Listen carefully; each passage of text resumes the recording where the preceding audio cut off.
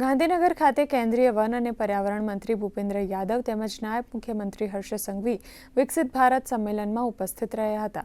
PM મોદીના શાસનના 12 વર્ષની ઉજવણી અંતર્ગત આયોજિત કાર્યક્રમમાં નાયબ મુખ્યમંત્રી હર્ષ સંઘવીએ જણાવ્યું હતું કે ગાંધીનગર ટાઉન હોલ ખાતેથી તત્કાલીન મુખ્યમંત્રી તરીકે પીએમ મોદીએ ઐતિહાસિક વિકાસલક્ષી કાર્યો કર્યા હતા। તે જ સ્થળે આજે એકત્રિત થઈને આપણે વિકસિત ગુજરાત અને વિકસિત ભારત તરફ મક્કમ ડગ માંડવાના છે। તેમણે કહ્યું કે આ 12 વર્ષોમાં રોડ રસ્તા, માળખાગત સુવિધાઓ, શિક્ષણ, એરપોર્ટ જેવી તમામ બાબતો વિકસી છે। તો કેન્દ્રીય વન અને પર્યાવરણ મંત્રી ભૂપેન્દ્ર યાદવે જણાવ્યું હતું કે 12 વર્ષોની યાત્રામાં પીએમ મોદીએ સંસાધનોને છેવાડાના લોકો સુધી પહોંચાડીને અપ્રતિમ કાર્ય કર્યું છે। ये प्रधानमंत्री नरेंद्र मोदी जी के नेतृत्व में विश्वास के, विकास के और ये जन कल्याण के वर्ष रहे हैं।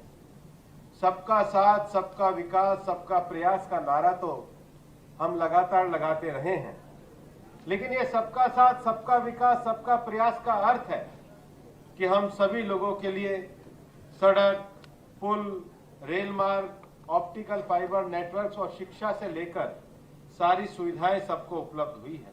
पहला अपनो देश એ દુનિયાભરમાં નબળો અર્થતંત્ર તરીકે ઓળખાતો દેશ હતો। આજે ભારત દુનિયાની 5મી મોટી અર્થતંત્ર તરીકે આપણા દેશે સ્થાપિત કર્યું છે। તે આપણા સૌ માટે ગૌરવની વાત છે।